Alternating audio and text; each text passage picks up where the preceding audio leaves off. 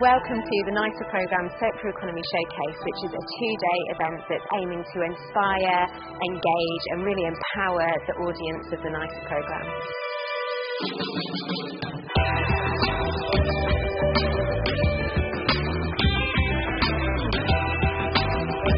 We wanted to really inspire people. We wanted them to go away with a lot of stories about change and how businesses are really putting the circular economy into action. The future circular economy would involve massive reduction in the amount of resources that we use in our economy. We would make products and their services in a way that lasted much longer and were utilised more fully than they are today. It's a way for lots of people to innovate and create new business. We go on our high streets, we go in our communities. We're faced with the same realities that we've been used to for the last 20 years. So we don't think about a different way of doing things. But I think that maybe a programme like the NICER programme can make the opportunities and the alternatives more tangible for people and more accessible. Circular economy consists of making great use of the planet and resources and people resources, and they go hand in hand. So a society where people are excluded and their talent is not efficiently used or employed or not recognized is a society that is not fully contributing with the optimal uses of its resources.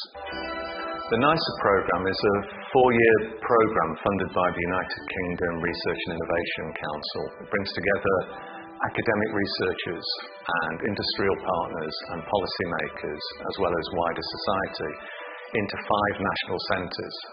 Each national centre focuses on a major strategic resource flow in the UK. And the 5 centres are coordinated by a circular economy hub. The overall aim of the NICER programme is to accelerate the transition to a UK circular economy. NICER programme, and it is the first time the UK government put funding together to trying to put all the community together to start research, proper research into circular economy. I'm leading one of the centre to develop solutions for particular resources flow around chemicals, but as a NICER program, it provides us opportunity to work with other centres to look at the cross-cutting issues and also to work with the hub to look at some of the high-level issues that are common among 5 research centres. So it's a really interactive, dynamic program. The reason to have a hub really is to try and gather learning from all of those places. It's also to share and understand what people are doing and actually their shared successes, but also their shared concerns where we need to press harder, the issues we need to tackle. NICER is really bringing those people together for the first time to talk about the circular economy, from everything from textiles to circular metals, and really drive forward this change so we can start implementing a circular economy in the UK. We've been looking at the stories of the adventures of a circular economy, SMEs and startups. And it was great to get this diverse audience in the room of academics, policymakers and practitioners to really figure some stuff out. So the discussions that sparked from one person to another, and there's several occasions where I'd be grabbing someone across the room to go and talk to somebody else because they might be interested in data, they might be interested in material flows and all sorts of things. To see how especially small businesses and young entrepreneurs are interpreting the circular economy, and also the kind of optimism and altruism that they exhibit in their businesses was really amazing and inspiring to me. The NICER programme is part of Amazon's approach to more collaboration.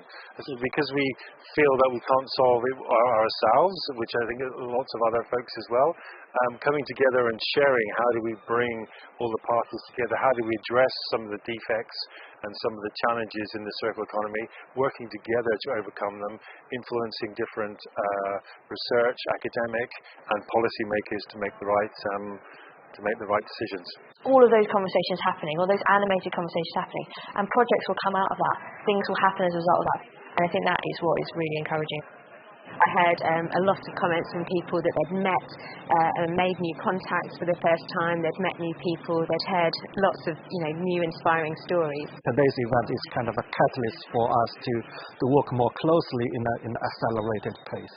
It will really help us define our program moving forward. So I expect that from this event that we see many ideas pop up, not just in the practitioner space, but also between academics or academics and policymakers, and between practitioners in the policy space. And that interplay is really necessary. The buzz is absolutely amazing, and as someone who's already excited about the circular economy, I'm definitely even more excited.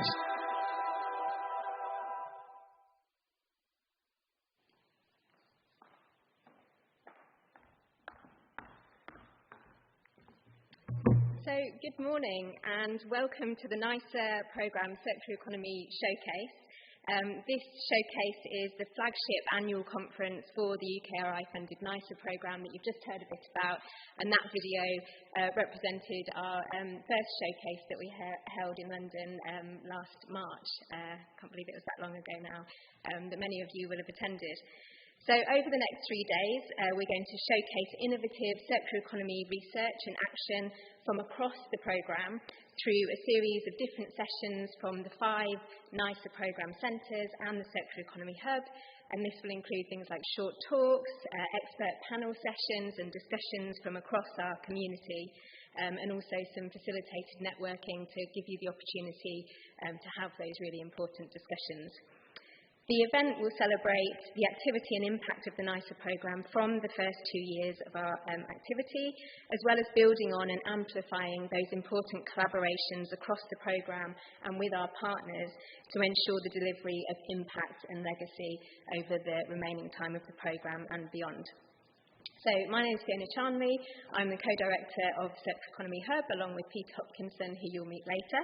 And I'd like to introduce you to Margot Reynolds, who is a researcher within the Circular Economy Hub, and Margot will be our host for this morning's session, as well as sharing some of her research with you all later. Just a bit of housekeeping before we get started.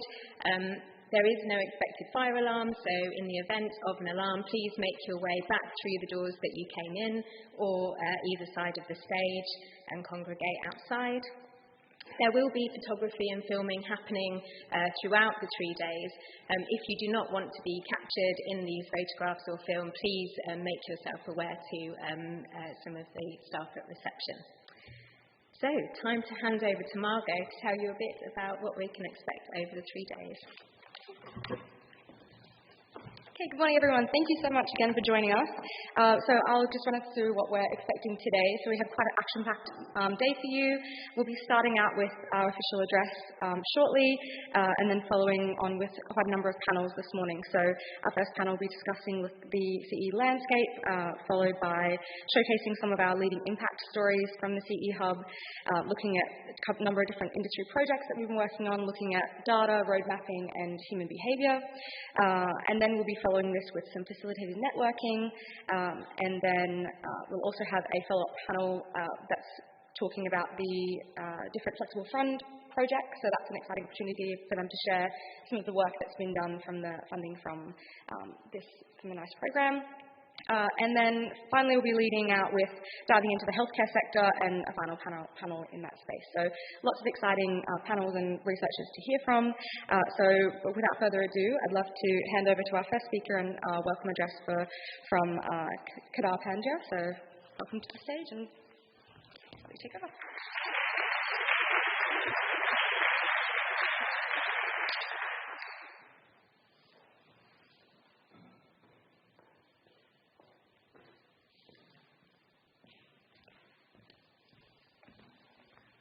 Good morning, everyone, and a very warm welcome as well. So I'm back here in the city of my birth, and it's actually been a number of years since I've been here at the university. So it's, from a personal point of view, a great pleasure to be in the city and in the university, and thank you very much to colleagues for the invitation to speak to you.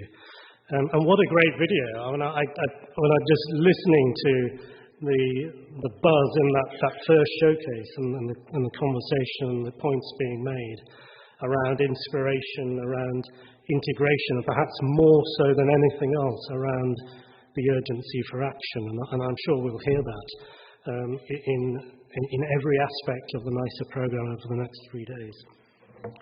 So I'm Kedar. I'm one of the executive directors in EPSRC UKRI. I suppose I'm wearing many different hats for you here today.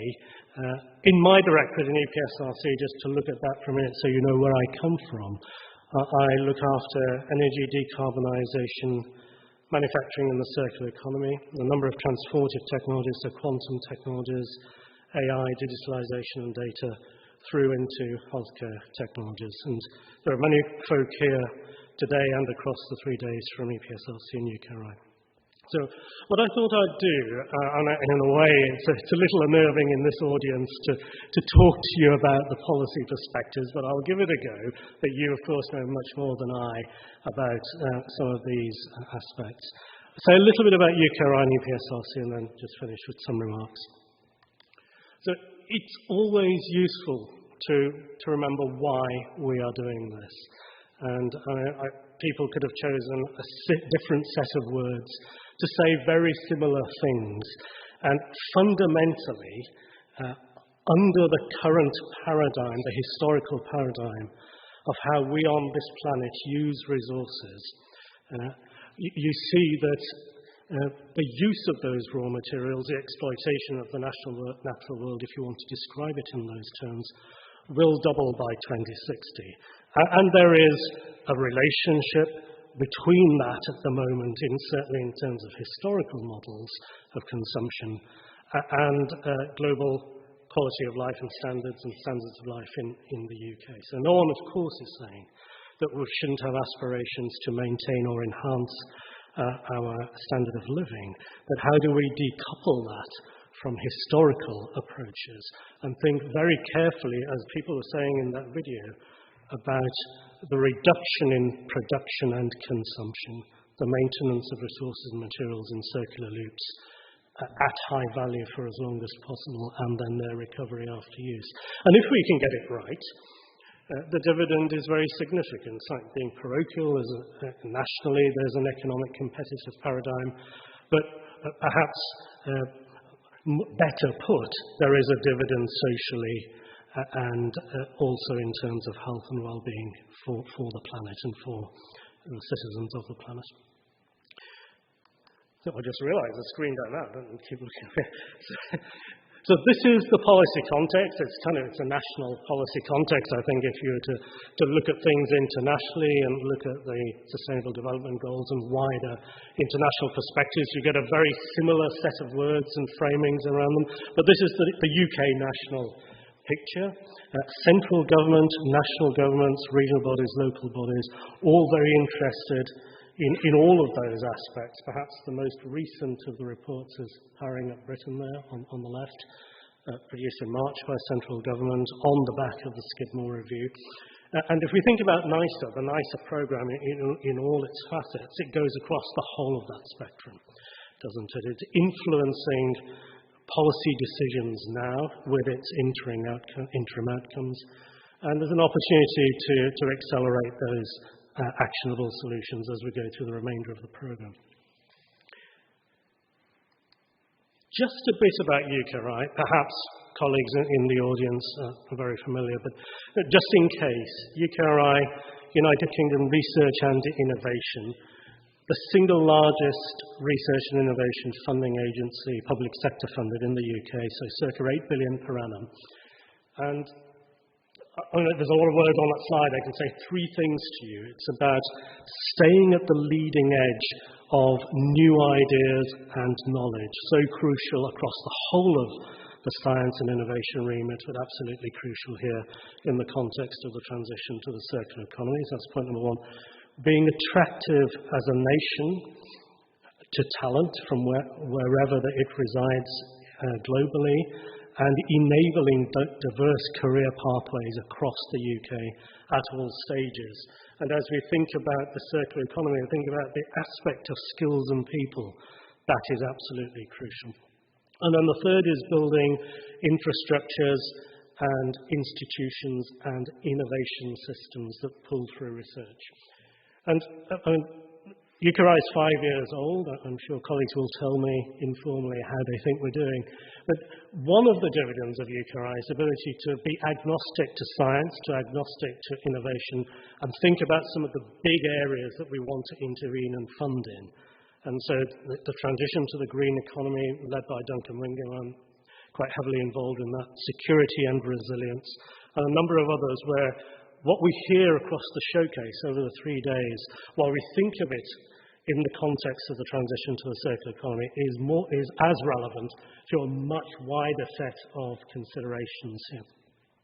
Just briefly, the other 2 bullet points, a very strong focus on strategic technologies, and there are different ways in which that narrative is held, but I think it's relevant to us here, and transforming existing sectors. And so since the formation of UKRI, there have been a number of investment activities that are relevant to our discussions, circular fashion and textiles that some of you will have seen. A lot of work through BBSRC, and you may hear from BBSRC later in the showcase on circularity in the bioeconomy, Innovate UK programs such as the Climates programme. So it is enabling a different way of, inside the councils, of approaching some of these significant questions and opportunities. I think everything has been said by Fiona in that video already. I'll just make 3 points about this. First, the smart specialisation that was talked about in the video there, across textiles, metals, etc., so the 5 centres. The Circular Economy Integration Hub, yes, enabling knowledge exchange and transfer in a research innovation sense, but also, I think as Fiona said, amplifying that knowledge and the policy insights, especially in the current frameworks, up into the government and wider policy making. And the third point, the video very kindly talked about UKRI funding.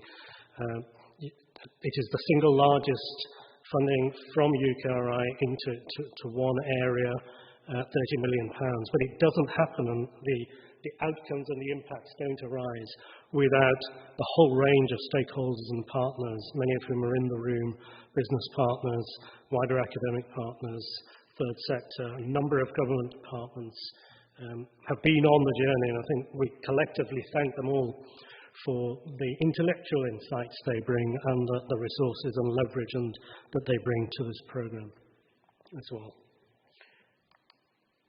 Just a little, I won't dwell on this, just so from an EPSRC perspective, if you permit me to put that hat on for a minute. Our commitment is the funding of discovery-led research across physical sciences, maths, ICT and engineering. The mission-inspired programmes at the bottom there, so net zero, AI, quantum and health, that is what I am primarily responsible for.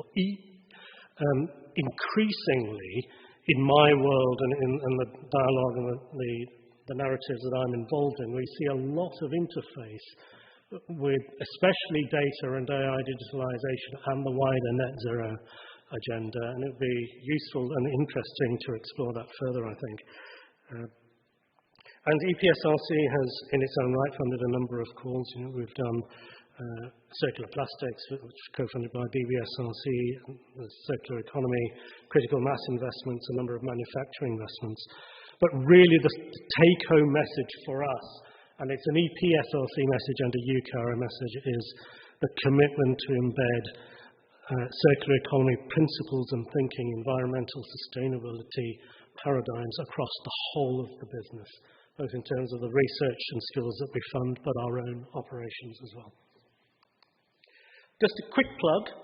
There are colleagues in the room who know much more about this than I, but this is both the aspect of environmental sustainability of digital and communications technologies, as well as the use of novel digital solutions in support of the transition to circular economy in different sectors. So it's an opportunity that's live now.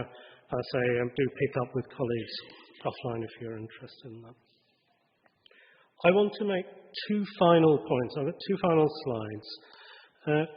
The first is, as we look to the future in UKRI, the question of whole systems comes up a lot, and we debate this a lot. What are your boundary conditions of that system? How permeable is that system? What are the components within it? You think about this in a health context or a net zero context or circular economy context. It's very powerful. It's also very challenging. I think for us, in the long term, our research and the skilled people that we support must support the transformation away from current consumption and production paradigms to a different reality. And it's a personally held view that is essential. It's also a professionally held view. In the nearer term, enabling structures and systems to make smaller changes, perhaps smaller step changes towards circularity. And then research around whole systems and the interface to data that I've already mentioned. Design for circularity, keeping resources and materials in circular loops, tight loops for as long as possible, and extracting maximum value. Securing value from waste. And the move away from historical dependence on certain feedstocks to other more renewable, less polluting or zero polluting feedstocks. Across all of that, it's not just behaviour change, it's active social participation in the dialogue, in the research and in the journey at national level and contextualised by local demographic as well and the business models that surround that. So I think two things on this slide I would say. UKRI's commitment is to fund the long-term basic research as well as the mission-led research that is very much done in partnership with the wider system. There is a final slide that I want to put. There are a lot of words on the slide. Sorry, a lot of words. It's not my slide. It's the government's top 10 things. I put it up because as an agency, we're at an arm's length from. So this is I'm building this up. You can be so disappointed. We're at arm's length from government. At the same time, there is a huge commitment and indeed a desire from the funding agencies to contribute to this agenda. So as we think about the future, I would also ask that we think about this, our future, in these terms. And in a way, it's agnostic to circular economy, but on the other hand, circular economy is absolutely integral to every word on this slide. It's about strategic advantage, how that is derived. It is about access to finance in a very difficult global environment. There's a war going on not far away from our shores. Energy prices are high. Hopefully, they're coming down soon. Where is the new finance? What are the incentives in the wider system? And Patrick Vallance talks a lot about this, of the incentives to bring that finance into R&D. Government as an intelligent customer and public sector as an active procurer. Very powerful in emerging technologies. So a different how to look after quantum, and we see how powerful that can be. So what's the translation here to the circular economy, and how do we enable that dialogue? And then across all of that, and pro-innovation culture that we want to support. And I think that there's absolutely characterises everything that we've seen in the NICER programme to date. And I'm sure it will be so going forward, whatever configuration we decide to go forward with. So, personally very excited to be here. I'm here for the day and very keen to talk to as many people as possible. So I look forward to hearing what lots of other people have to say, and thank you for listening.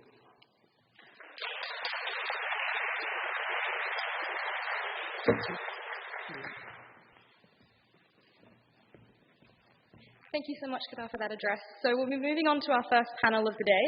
So I'll welcome up our other co-director of the CE Hub, Peter Hopkinson, and his panelists, and they'll be discussing the CE landscape to date.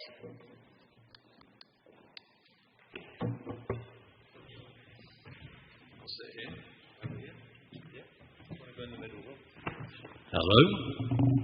Right. Well, thanks very much for that opening address. I picked up two key words, data and policy, and in fact they're two of the panels that I'm hosting, so thanks very much for that. And delighted to kick us off with this first panel on policy. We've got a clock up there that says 15 minutes, and it's going to start countdown fairly soon. So we've got to keep to 15 minutes, and I want to try and leave a little bit of time at the end to see if there's one or two questions from the floor. So if anything is triggered by this conversation, then put up your hand and we'll see if we can fit those in. Otherwise, we'll deal with them over coffee. So I just want to add before I sort of invite Lily and Rob to say something about there are seven or eight key aims and objectives of the NICER programme. I just want to pick out two that frame this session. One is ensure research is embedded with stakeholders by involvement of business, policy, consumers and society at every part of the programme. Okay, so here we have Lily to talk about how we're trying to embed the NICER research into one particular area of policy. And the other is bringing in expertise from UKRI-wide programmes and resources in emerging fields, in the fields that have just been described. So Rob, you're going to drill down into a bit more detail around circular economy. I've got a maximum of 5 questions. Whether we get through all 5, I don't know. But without any further ado, I'm going to ask Lily first, then Rob. Who are you, basically? Why are you here? What do you do? And how come you're involved with the circular economy? So Lily, do you want to kick us off? Yeah, sure. It's a fantastic event, first of all. I was really sad not to be able to come last year. I'm Lily Tozer. I head up the Industrial Resource Efficiency team within the Department for Energy Security and Net Zero. If that's a new name for us, it's because it's a new name for you. That's a new name for us as well. We used to be BEIS. I can explain a bit more about that later. But I work on grant funding for energy efficiency and decarbonisation. And one of the really interesting things about that is we typically draw a kind of circle around an industrial site and we say, well, how much energy are you using? How many emissions are you producing? And we try and solve that and reduce that. But increasingly we're seeing industries and academics and others coming to us and saying, well, you need to think outside of that box. You need to be thinking about the circular economy.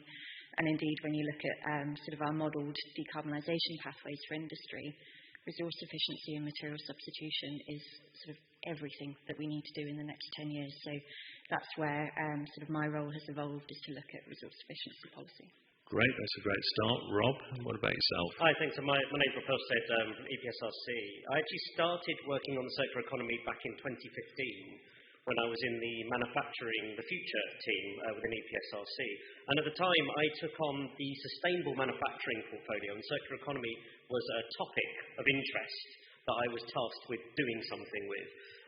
So I started calling people up and spoke to people like Fiona about, finding out what the circular economy was, how we could do things with it. I went down to the south of the country, got on the boat to the Ellen MacArthur Foundation and, met people there. What came out of that work was a short position statement looking at the research landscape and a very small call, which I wrote. I think it was about £5 million to fund, and it was very broad. It was like all circular economy stuff, basically, that we could fund. And as often is typical in people in my sort of role, sort of set the call up, had the applications come in, and then I left. And so I went on to do a different role within UKRI, working on the Global Challenges Research Fund. So I then rejoined EPSRC in 2021. And what I found, came back and then I had responsibility for manufacturing, circular economy and healthcare, is that the NICER programme was up and running. So in the 5 years I've been away, it's gone from being the sort of small area within EPSRC to now across UKRI-wide programme, which was really exciting. So. It shows how much has changed in a relatively short space of time in academic terms. That's great. So I'm going to come back to Lily and the department formerly known as BEIS. I can't remember what they're called anymore, but can you just give us a quick overview, a very quick overview of how you see the current circular economy policy landscape, not just in the 3 new departments, but maybe also a little bit sort of wider than that? Yeah, definitely. So, BEIS, as it was known, has been split out into 3. The intention there really is that it was a huge breadth of things that BEIS was covering. So now there are 3 departments. One's focused on science, innovation and technology. That works obviously with UKRI in funding the research and development space. There is the Department for Business and Trade. So this is all about how do we create a sustainable, thriving manufacturing sector and wider economy within the UK. And then there's the department I work in, so that's the Department for Energy Security and Net Zero, and it kind of does what it says on the tin. We think about the power sector, we think about industry, we think about consumer and commercial uses of energy, and how we can sort of deploy decarbonisation, energy efficiency technologies and so on to try and deliver against our net zero targets. And I think, as I said, there's sort of been an interesting learning curve for all of those three departments over the last few years. Similar to what Rob was saying, we've seen the circular economy agenda grow and come to understand what that means for each of our individual objectives. And it's very clearly growth opportunities. There's very clearly opportunities to improve the resilience of our supply chains. And that's why you've seen, for example, the critical minerals strategy be developed in the Department for Business and Trade, and is doing some really great work working with the NICER hub on critical metals and so on. And then on our side of the department, in energy security and net zero, we've sort of recently announced a new energy demand reduction target. So we're saying that we need to reduce energy demand by 15% in 2030 against 2021 levels. So that's recognising that we need to boost the resilience of our energy demand. A lot of the opportunity lies in industrial sites across material resource chains. And so we really think that there's an opportunity from resource efficiency and energy efficiency to do that. We also own a lot of the levers around, for example, setting product standards, setting carbon border adjustment mechanisms. So we think that there is a way to leverage those sorts of policy levers to get a better resource efficient outcome. And we're doing things like sort of setting out a call for evidence relatively shortly on Scope 3 emissions. So again, this is looking beyond what we've traditionally thought about and cared about, which is maybe Scope 1, Scope 2 emissions on industrial sites and within industrial supply chains, to look bigger than that, to try and drive the right sorts of incentives so people are using their resources efficiently. So there's a lot going on. That's sort of in the domestic space, but internationally too, we're trying to work with forums such as the G7 and G20 as well to make sure that we're joined up, that we are creating a policy environment that's going to be supportive of this whole agenda. Great. And you are staying for the rest of the day? Yes, and tomorrow too. Okay, and there will be many other policy analysts and delivery teams here over the next 2 days as well. So Rob, same question to you, but different context. So can you just give us a bit more depth of where is the current circular economy research landscape, and where are some of those connections that were in the NICER call about, other research programs? Where are we missing things? Where do we need to make more connections? Yeah, okay. So I suppose, I'll start from an EPSRC perspective and sort of broaden it out to UKRI. So one thing that I should mention is that within EPSRC, one thing we did a year ago was to bring the manufacturing and the circular economy themes together into one theme. Now, there were various internal reasons for that, but what it does is it cements circular economy as into part of the fabric of what we do as a research council. And I think that's very important. It does send a message as well in terms of the importance of this. I suppose, one of the challenges with EPSRC is we fund engineering, manufacturing, materials research, all of which are relevant to the circular economy. So there is a broader piece there, and I'll maybe say a little bit about that later. I guess more broadly within UKRI, we have, Kedar mentioned the strategic themes. Obviously, one of those is building a greener future. I think there will be an opportunity there.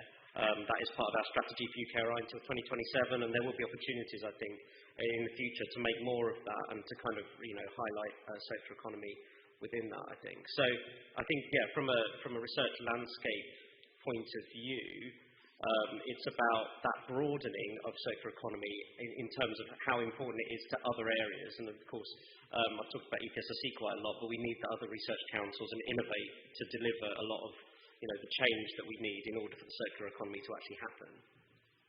Great. And if anyone wants to know about research funding in the circular economy, they come to you. Yep, and Judith.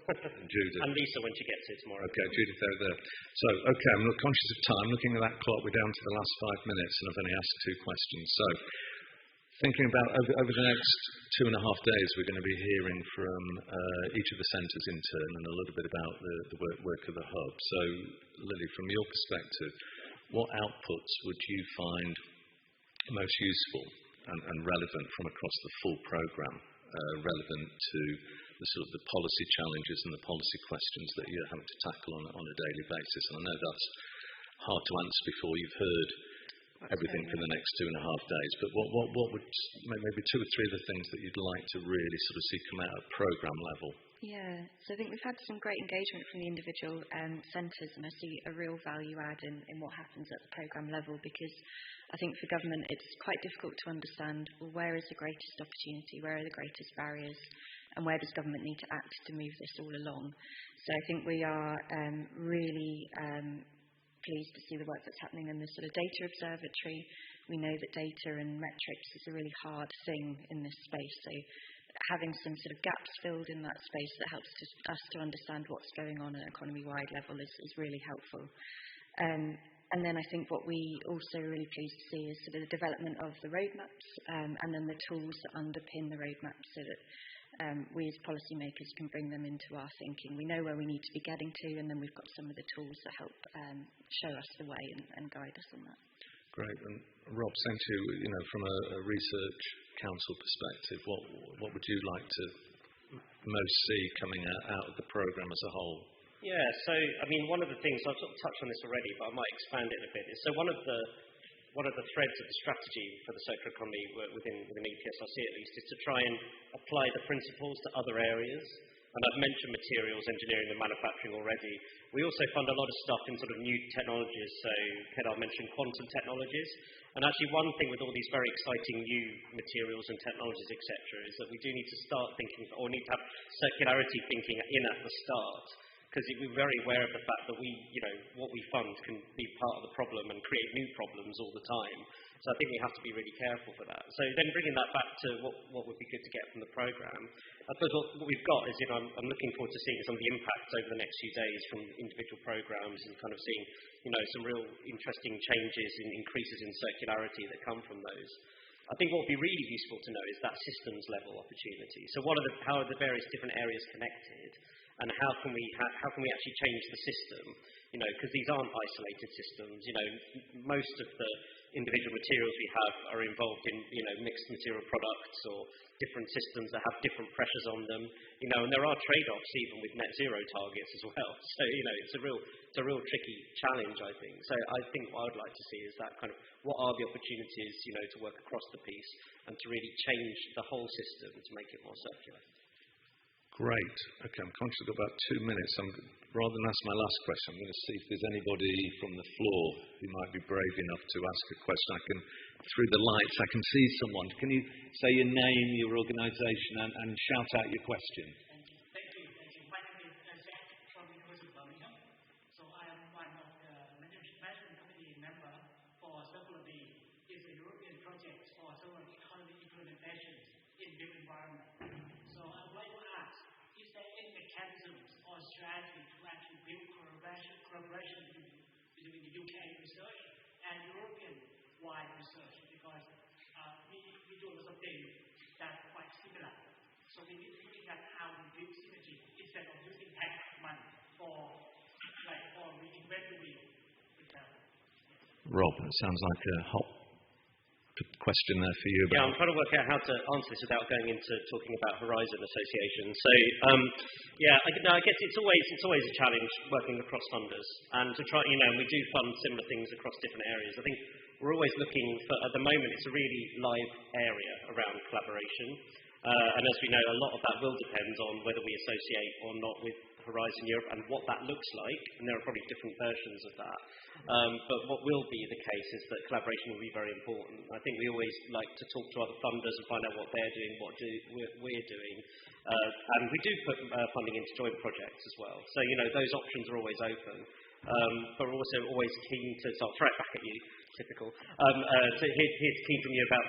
keen to hear from you about where those synergies are, and actually when there are areas of overlap and areas where actually, we're doing this already here, so maybe what can we add, to hear from you about what those opportunities are when developing our own strategy. Okay, so that sounds like a coffee time huddle. Anyone interested in European, UK research collaboration, join Rob and, was it Kin? Zach. Oh, yeah.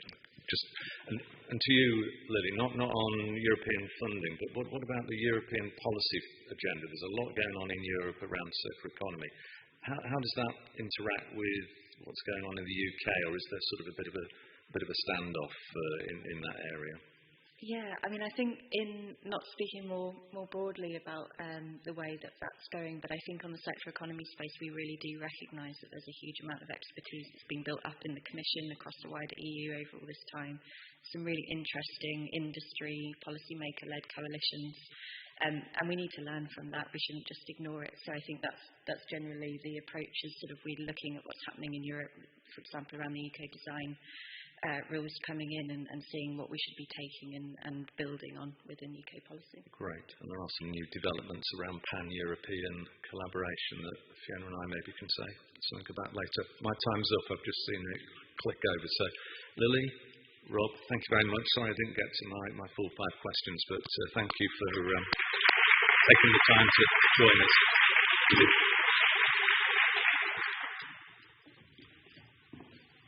Thank you for a great first panel. I think lots to think about for our upcoming breaks and such, so people to come and talk to for sure.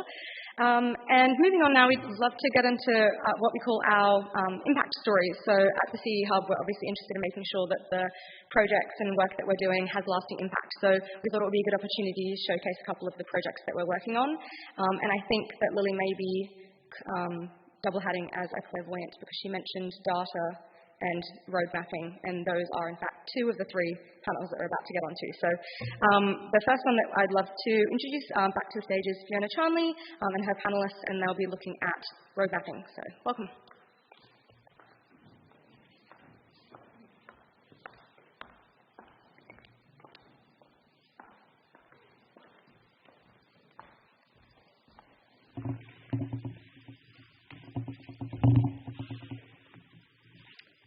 Great, thank you. Well, that was a brilliant tee-off for this session, which, as Margot mentioned, is on road mapping and the impact that circular economy road mapping in particular is having. And I think that we all know, we're all very aware in this room, that interest in the circular economy has grown exponentially over the last 5-10 years.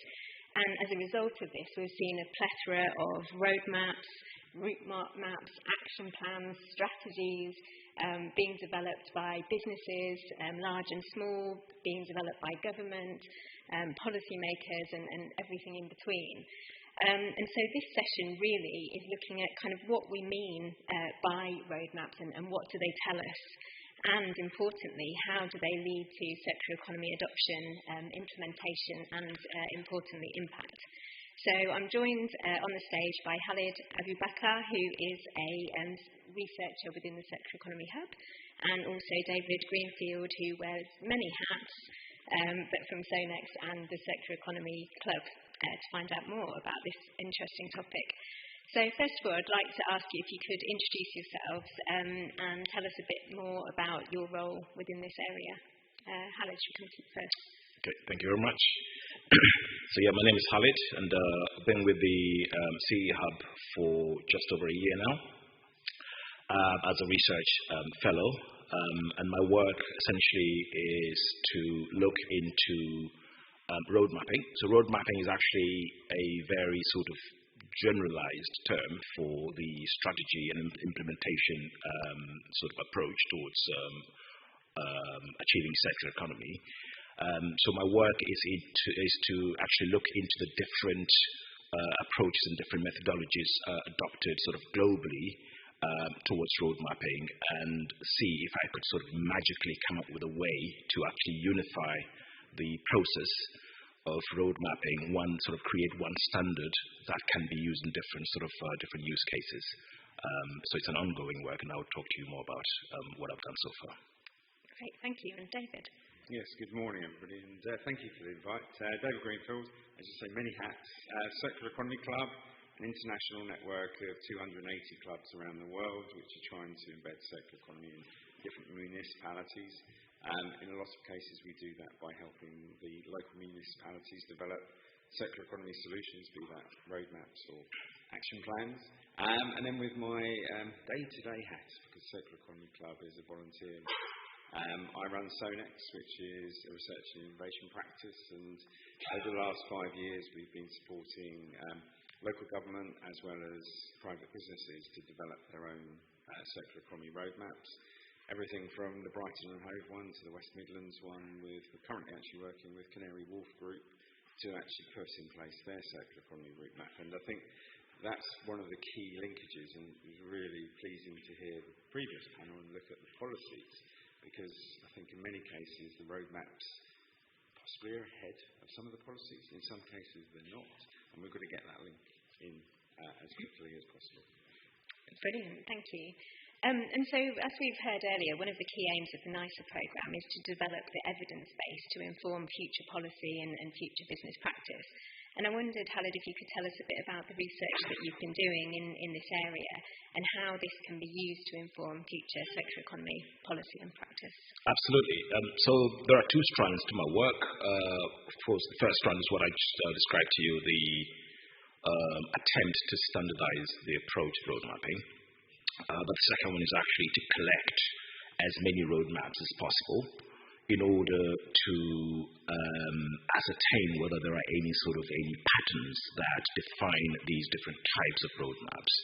Okay, so I collected over 700 roadmaps and used different methods to distill key attributes of these roadmaps.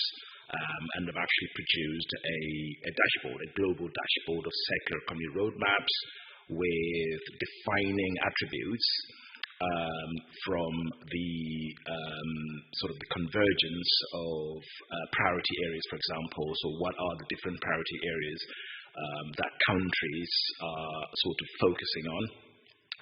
Not just countries, but also different regions, whether there are any actually patterns that bring different regions of the world together, or whether there are any patterns as well that define city or municipal types of roadmaps, or baseline types of roadmaps, or sectoral types of roadmaps, and also looking at the years some of these roadmaps have been developed, and what are their maturities, or when do they have, or when are they planning to achieve circularity in those specific levels. And then I also accessed other contextual data, global data of circular economy indicators. So you can see the part of the dashboard that I built, which brings together different variables. So variables that we're all familiar with, some of the key indicators like resource efficiency, material footprint, material productivity, for example, to compare countries' adoption strategies against what they have achieved, some of these economic indicators, to see whether or not there is any relationship between the number of circular economies and different types and different levels of circular economy roadmaps that these countries have produced, and whether there is any evidence that these are actually yielding the desired results. So in a nutshell, yes, I've put together an ongoing work, and ultimately in time we'll be able to see whether or not some of these adoption strategies that these countries have in place are actually translating into lower material footprint and higher material productivity, amongst other variables. Thanks, Khaled. And the dashboard is obviously a fantastic resource, bringing together global activity around circular economy and identifying and comparing the different strategies. And I know, David, that you've got an extensive track record of working with businesses and government to turn circular economy concepts and theory into practice. I wondered if you could talk a bit about why Khaled's work is so important within this context, and importantly, what do we need to do to bring about more circular economy action rather than just roadmaps? Yeah, absolutely. I should say that Khaled should be very proud of this. It's a very exciting and really good piece of research, because it is bringing together a huge amount of information and distilling it into something that we can use. And I think the point you just made, Fiona, is that these are roadmaps. We're at a point now that you mentioned 700 you've reviewed, and I'm sure there are others out there. Are we at a point now that we've got enough roadmaps and we just need to get on with the actions? I've been asked to circularise a waste management strategy for a local authority, and we're doing that by turning it into an action plan. And I think what we can learn from this dashboard, some of the themes, very much so. We're seeing what topics municipalities and governments are focusing on to try and make more circular. I think if everybody in this room was to have a guess at what topics they were, you'd probably end up with food, you'd end up with construction, you end up with electronics. That tends to be, without going into revealing everything in your dashboard, what most places are doing.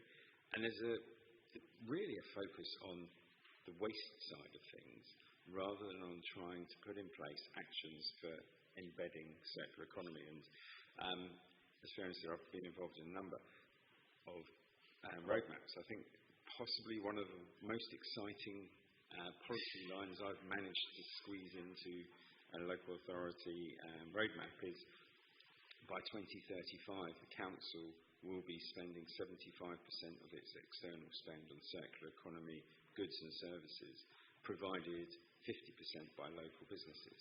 That for me is where we should be starting to get actions in place so that people are making commitments to actually embed circular economy into their day-to-day activity.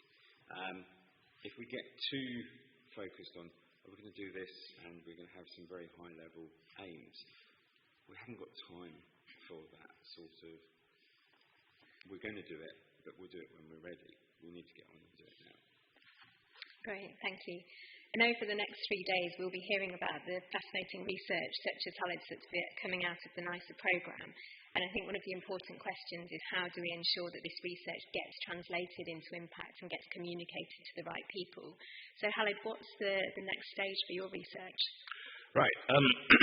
It's all about collaboration because, as you know, sort of operating in silos is definitely frowned upon in the world of circular economy.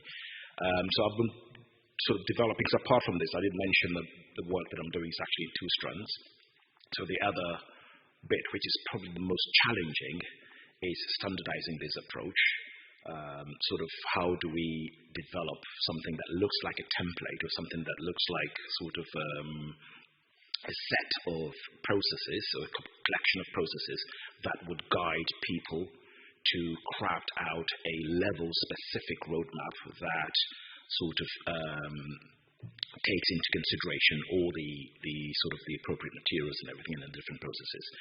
So I'm in the process of developing that sort of framework that defines the key attributes of a circular economy roadmap. So looking into some of the best practices in some of the countries and regions that have produced circular economy roadmaps, which has actually which has resulted in in some of the desired sort of outputs.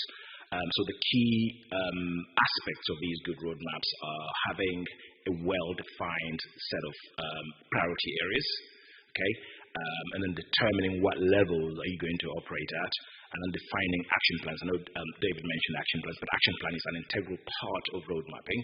But not just that, but also having actionable and achievable implementation strategies. So these three go hand in hand. So in the future, what we're trying to do is to have some volunteers, essentially, sort of cross-program, so volunteers, to try to use the framework to develop their own roadmaps. So that would be a very that's the desire. That's what we're hoping to achieve in the next stages of my work. Fantastic, great. A really clear call to action then for anyone that is interested in this research area or has a business or an area that they want to focus on to develop a roadmap and test some of Khaled's research, then please come and chat. And then finally for you, David, you're very close to the NICER programme. We've been working with us over the last 2 years. What's your advice to researchers across the centres to make sure that we are reaching the right stakeholders and turning this theory into practice?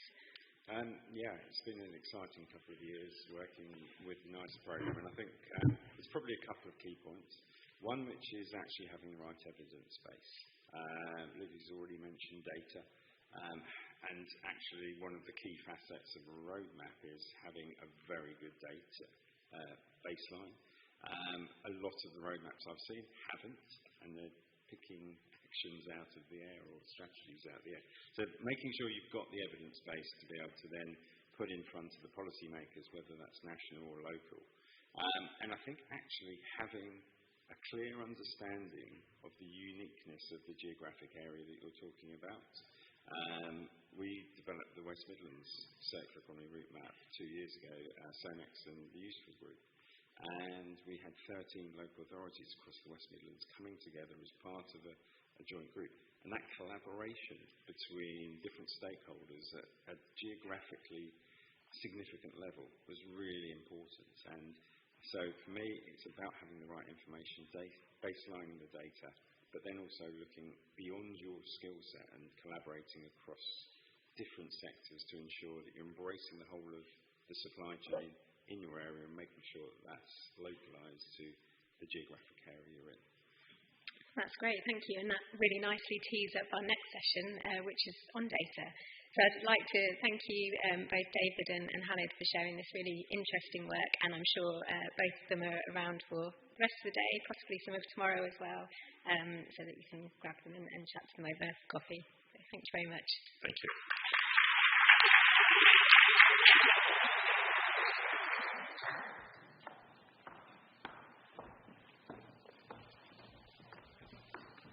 Thank you very much. So our next panel will be talking about all things data. So we'll welcome back up Peter Hopkinson to the stage and his panelists. So welcome.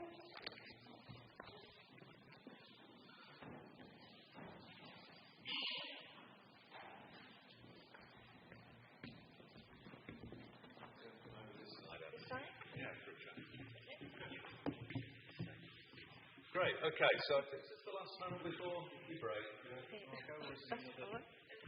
Another one after this. Oh yeah, you come a bit closer, Ishmael. Okay.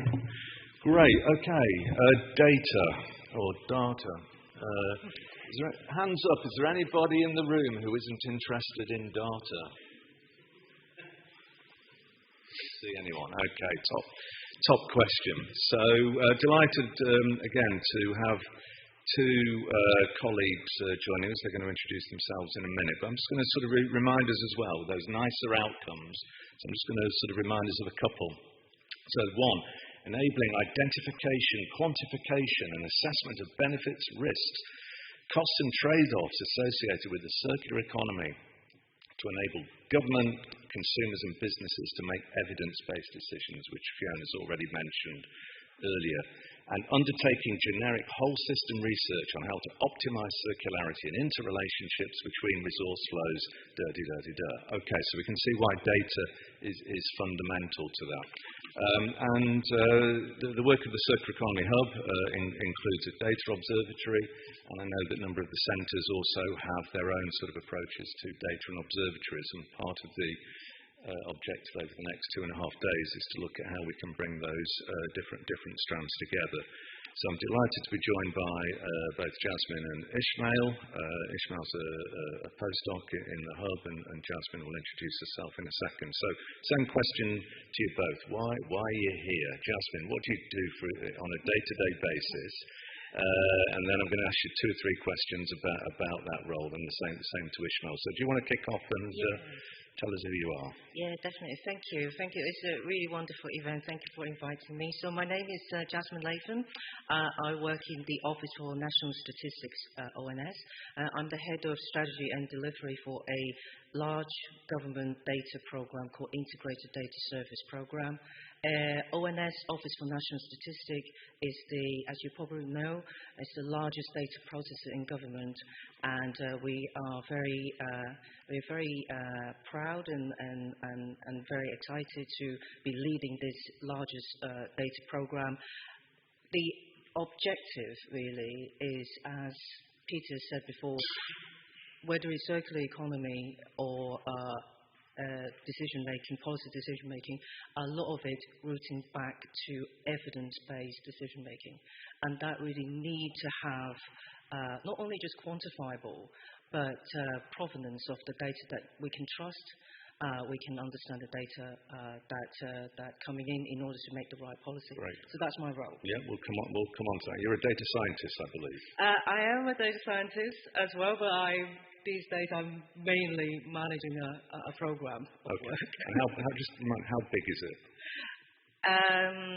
It's integrating all the government data department in one. Everything? Everything. Great. Yeah. Okay. And also commercial data and non-government data out there. Okay, great. For public good, by the way. For the public good. Great. Ishmael. Yeah, thank you, everybody. It's great to be here. My name is Ishmael. I'm a research fellow in the C-Hub, and I'm coming from a complex systems background. I did my PhD in complex systems. So I've been working on two things mainly. The first is KPIs, what KPIs we have got and how you can measure in a complex system indeed. And the second one is working with Med4Tech. We have been working on circularity of rare earth elements, REEs, and just kind of modeling it, using... We'll come on to that. Complexity approaches. Yeah. Okay. Yeah. Great. And you've been at Exeter for about four years now? Yeah. 5 years, and then joined us about 2 years ago. Yeah. Great. Okay. So tell us, Jasmine, a little bit about this integrated data strategy, because for me, it's an opportunity to think about how do you embed for the long term data at every level into something that's got legacy and connectivity right across government. So can you tell us a little bit about the National Data Strategy and IDS? What does it do? And what challenges is it really trying to address in the policy space? Yeah. So the Integrated Data Service Program is a 4-year program. We're about 2 years in. And it is really primarily responding to the National Data Strategy, which it is available online, really about leveraging the power of data and to make it more accessible for public good. Currently, in terms of ONS in statistics, we publish all the statistics for businesses and government and other academics to use. The idea is to take that to the next level. So in terms of the program of work, there are lots of challenges. One of them is about security, and the other one is also about disclosure control. We must not and will not identify individual or organisation, no matter how deep the granularity that we will go. So that is really our fundamental principle. It has to be for public good.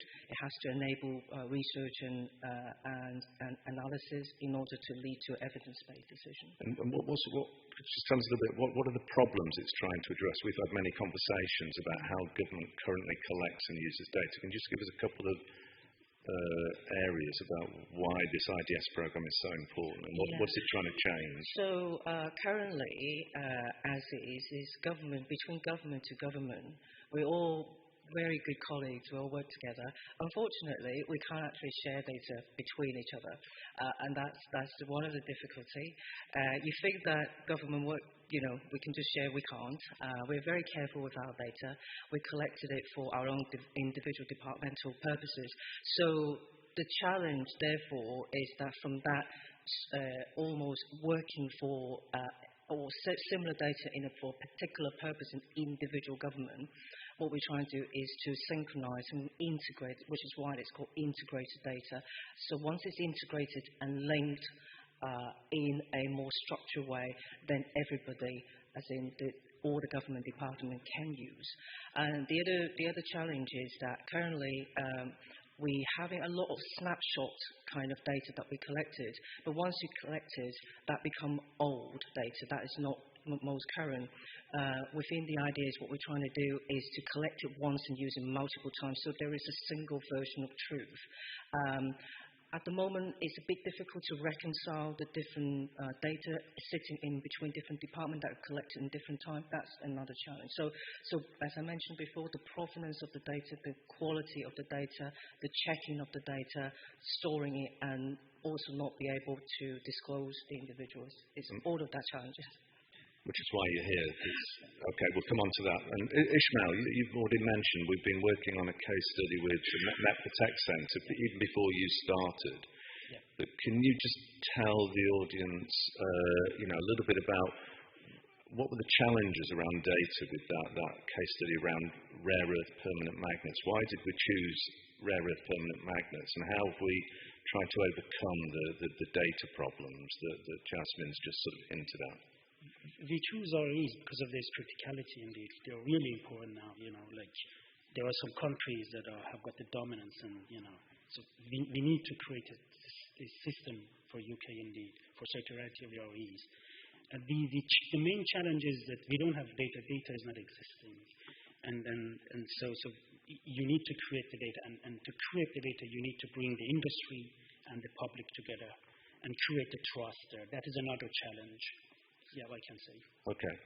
And one of the problems is that when you say data doesn't exist in the traditional coding, the way that data is coded in the UK, when you try to track these materials and products through the economy, you can't find them at the level that you need. So that's right across a large area of the NISA program. And across the value chain. Yeah, and it's just one case study. And we then came across you, Jasmine, at the showcase, I think, last year, just before the showcase.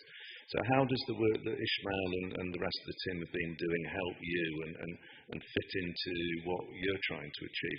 How can you just explain a little bit? Yeah, so as I mentioned, by integrating the government data is good, but it's not good enough. Government collect data for a particular reason and at a snapshot in time. What we need is actually bridging an ongoing gaps and continuity. And in doing so, we need a system approach. We need what we call a data pooling network to pool the data that is already existed or already out there, but is difficult to find. These are very valuable data to complement the government data that already we collected through census, for example, which is a massive data that we had, and health data that we already have. So by combining different aspects of data, including the ones already out there in the open but hidden, very difficult to find, and with Ishmael worked to complete with more structure that we can reusable, that really supplements the data the gap that we're missing. And also the other strand, which is very strong strand of it, is also commercial data. Commercial industry sector already collects a lot of data. So we're also working with the various different industry sector to understand how we can pull all of that data together for public good. Great.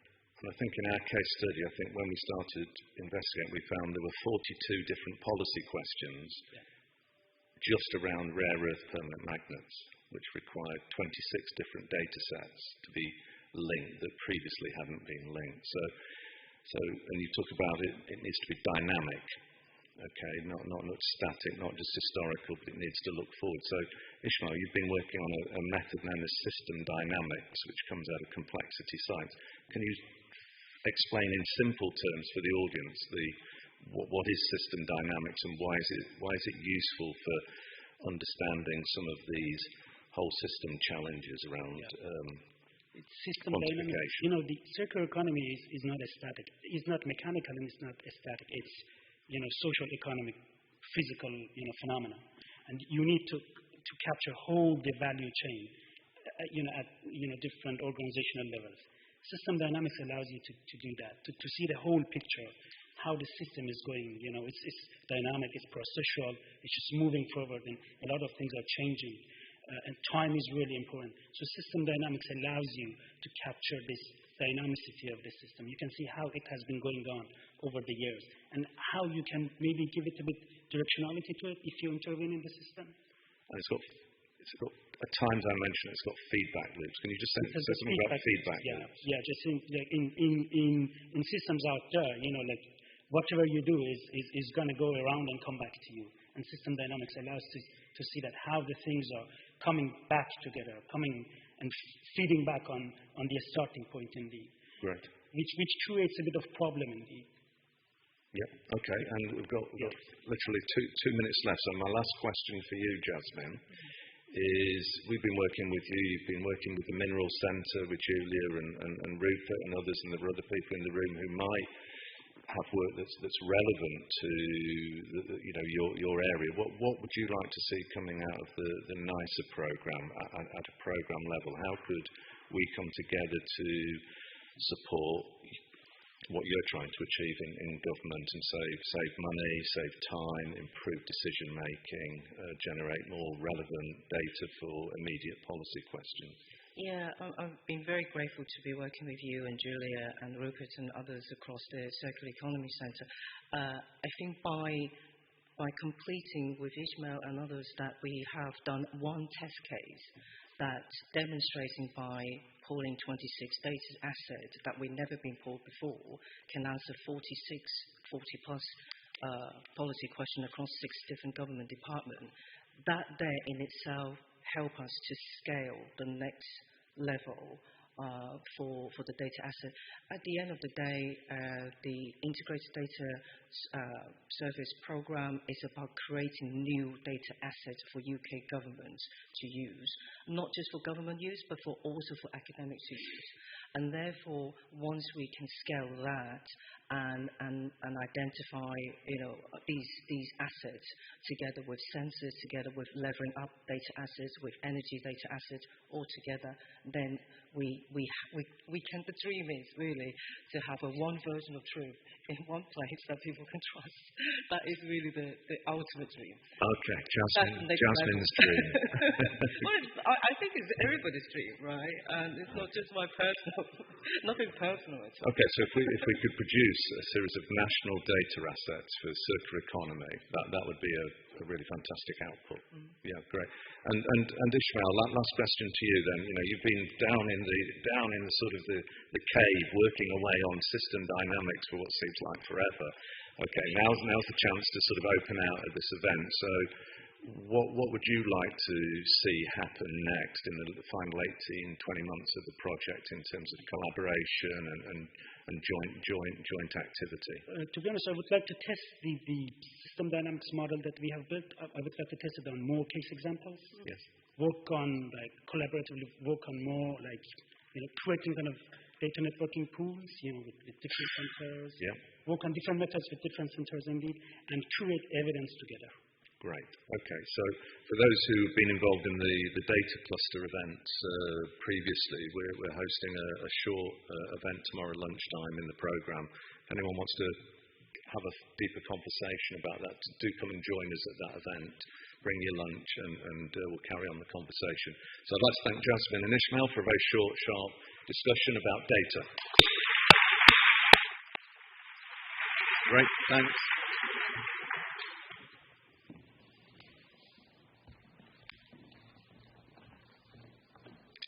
Great. So we have our final panel now, which I will very biasedly say that it is the best panel because I am on it. So I'd love to welcome my panelists up who I'll introduce in a moment. So we'll be talking about a study impact on human behaviour. So.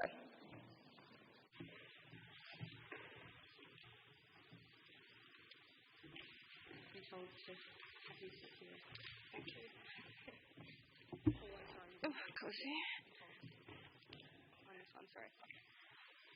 I will say I'm not choosing to be right in the centre. I was instructed it would be best if this was the layout moving forward. So, right, so thank you so much for joining me. So I have with me Janetta Marenko and Paul Hyde, and we're very fortunate to have them both with us today. So I'll briefly go over some introductions and then we can get into the study and what we've been working on and the partnership with MDEA, which we'll also introduce. So firstly, I'd love to introduce Janetta over here. So she is a senior postdoctoral researcher at the Royal College of Arts, and I'll also allow you to just maybe elaborate a little bit on the research that you do and why you're interested in the human behaviour space in this study.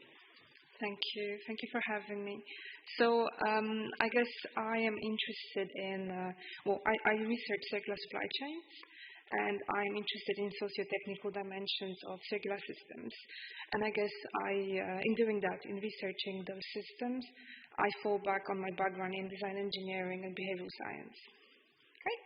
Thank you for coming. So on the other side of me, we have Paul Hyde, who is the CEO of Amdea, which we will go into in a little bit more detail in a moment. And I will also allow you potentially to elaborate a little bit more about the work of Amdea and also your interest in circular economy and how the association works hand in hand with allowing that to come to life. Yeah, thanks, Margot. Good morning, everybody. So we're a trade association. We represent the manufacturers of white goods, as you probably know them, so domestic appliances, large and small, and more than 90% of the market is part of our association. So there's many things we do, but the thing that we do that we're talking about today is we're trying to develop and support manufacturers in how we communicate to users of appliances, to householders, and particularly linked to this study, which Annette run, we're trying to understand what triggers the best kind of behaviour when using appliances. How do we get people to use appliances more efficiently? How do we get them to repair via replace? How do we build a more circular economy approach in our industry? Great. So now I think it's a good time to sort of introduce the study that we've been working on, which, like I said, is mainly looking at the human behaviour aspect, which I think sort of separately from what we've been talking about in previous panels, this is obviously something that hopefully every single person here can individually relate to and hopefully have some takeaways as well, even from today's discussion. So the study that we were working on is looking at resource efficiency of electrical appliances in UK households, and essentially asking the question of, can consumer education help to cut costs amid our cost of living crisis? So something that I'm sure we're all personally meddling with in our own lives as well. So, and that has been in collaboration with Amdea, which is the Association of Manufacturers of Domestic Appliances. So that's why we're very fortunate to have Paul with us today to discuss the study as well.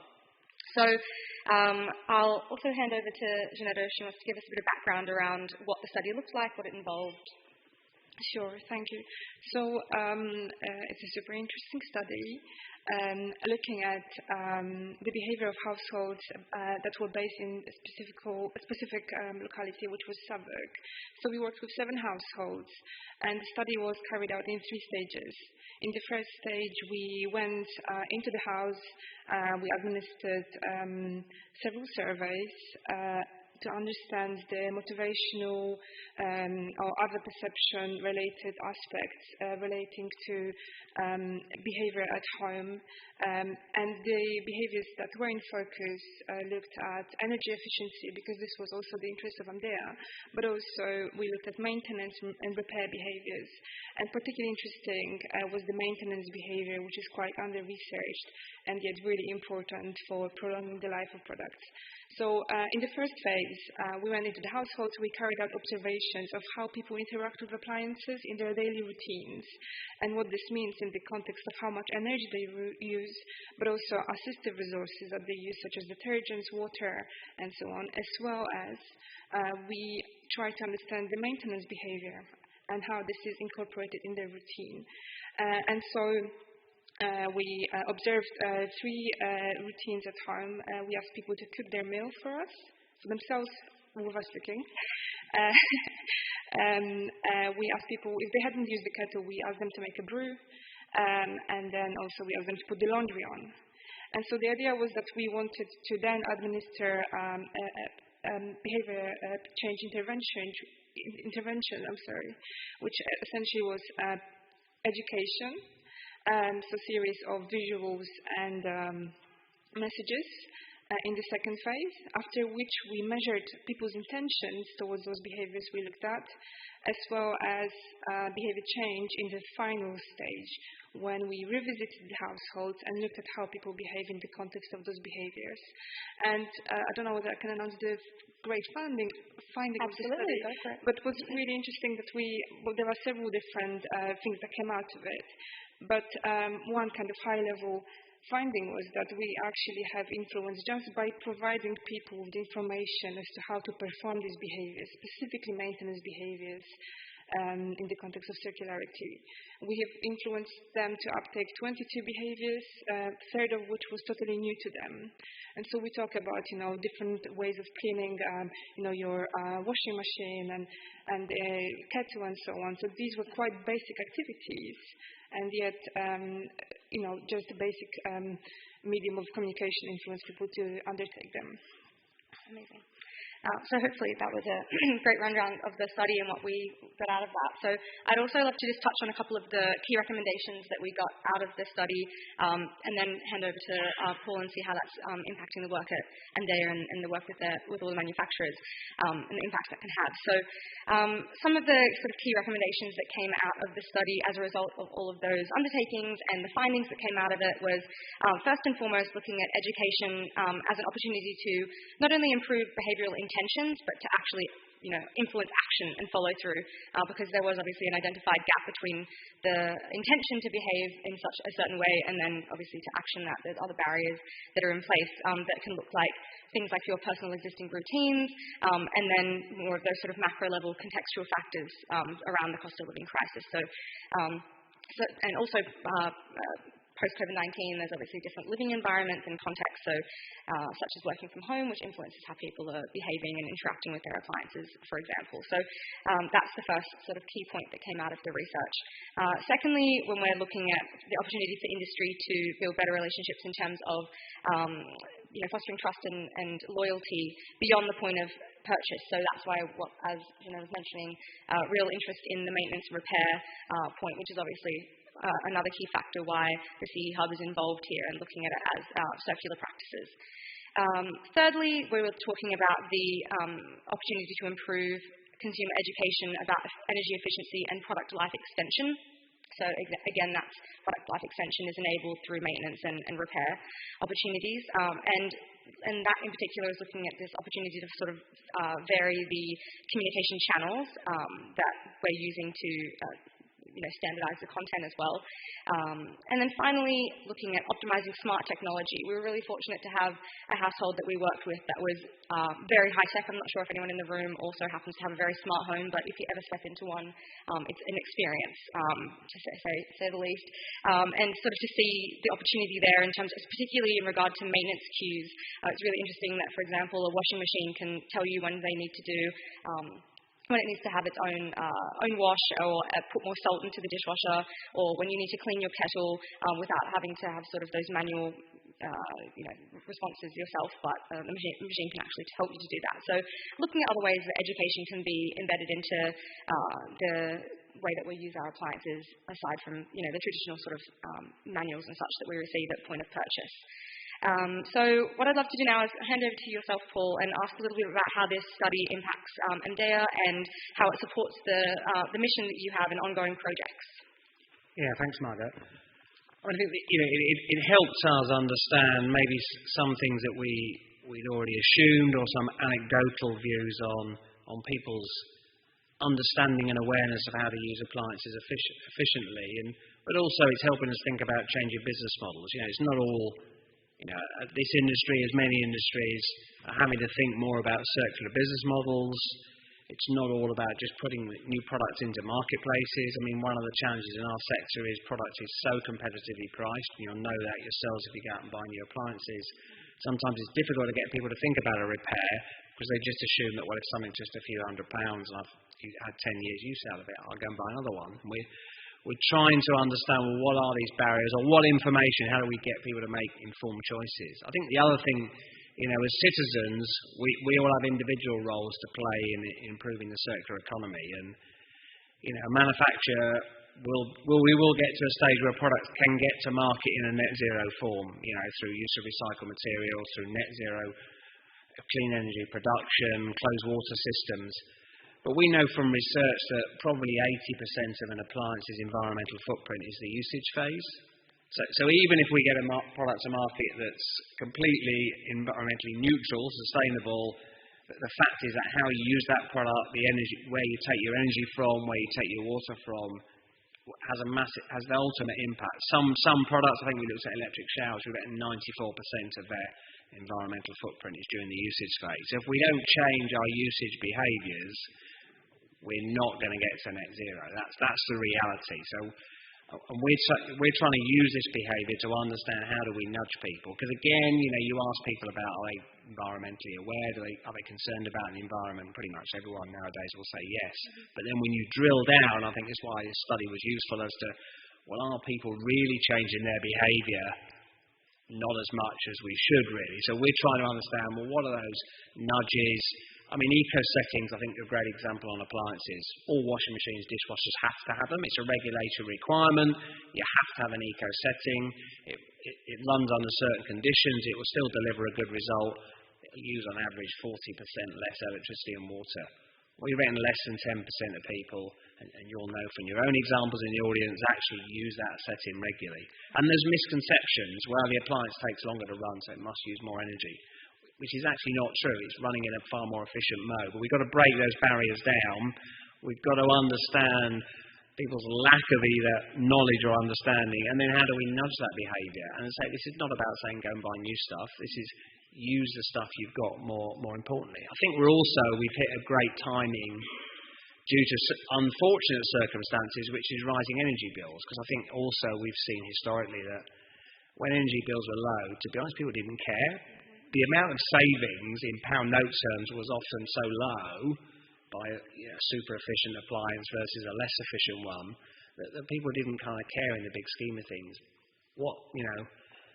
I'm sure it wasn't on Putin's hit list, but one thing that he's maybe been more successful than anybody else is really driving the pathway to clean energy and energy efficiency through the cost increase, and that's really changed people's mindset. So it's a great timing to start talking to people about how small changes in our behaviour without any expenditure can save money, and I think that's we're really seeing the benefits of that. I guess what we've got to try and do now is make that behaviour stick, because if energy prices fall, there's always a risk that people go back to old behaviours. So it's really important. So we want to use the outcome of these studies to really think about how we talk to customers, how we get manufacturers to talk to customers, how government, through their energy saving campaign, they've got it's all adds up campaign at the moment.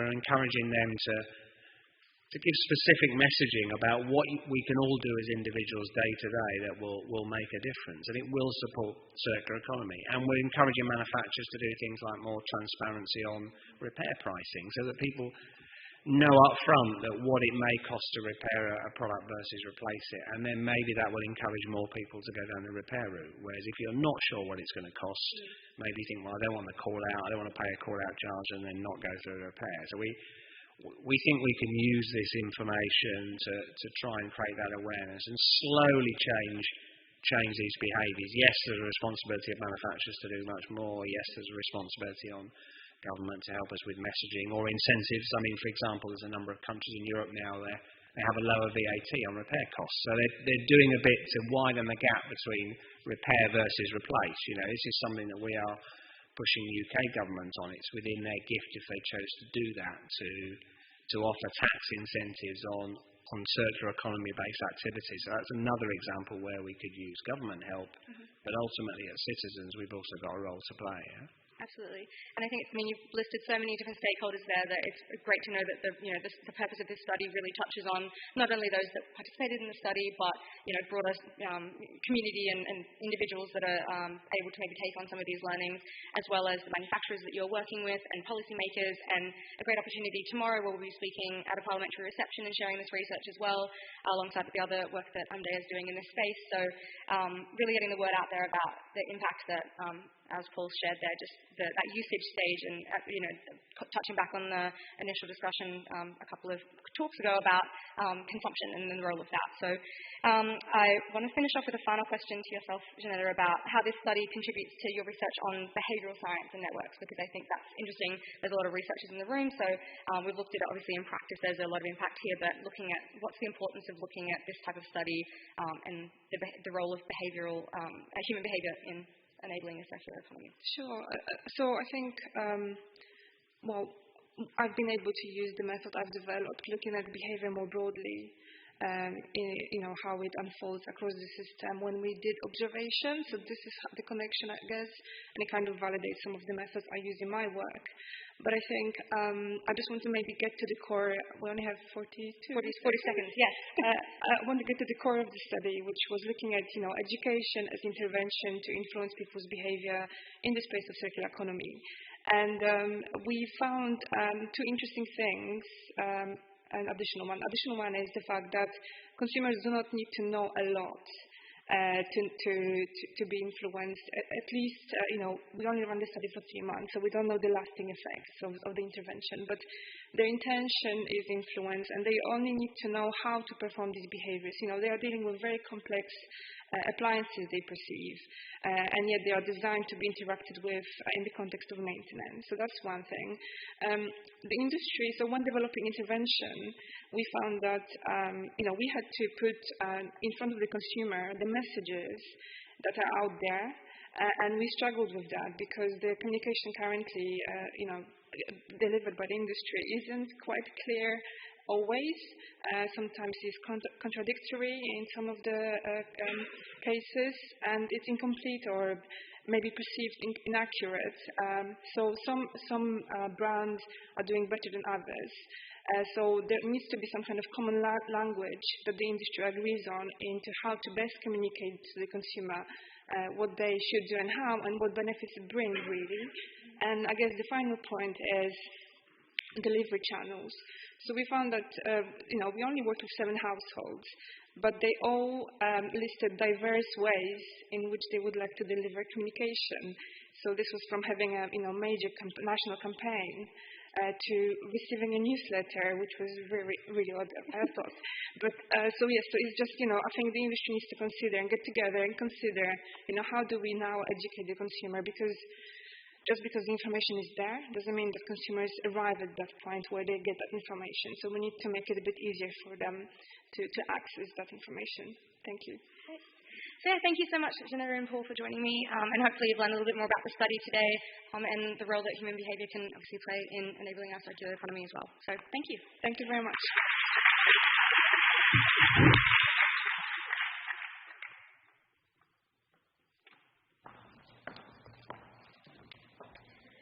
Great, so I've got some good news in that you are only 10 minutes away from a tea and coffee break, which is great. But before that, we want to do a round of facilitated networking. As you've seen this morning, there are so many diverse topics that are covered across the NICER programme, and that's representative of the audience today. So over the next 10 minutes, I would like you to get on your feet. I'd like you to find 2 other people that you don't know and don't work with, and then I'd like you to have a conversation, obviously introduce yourselves, share some things that you do and you can offer within the circular economy space. So that might be, some research that you're doing or contacts that you have. And then I'd also like you to share one challenge that you're working on. The aim of this networking is to really try and facilitate those new collaborations and opportunities to work together. So we have 10 minutes to find those 2 people, and then a bell will sound, and that's when you're allowed out of the room to go and get your tea and coffee. Okay, so on your feet, thank you.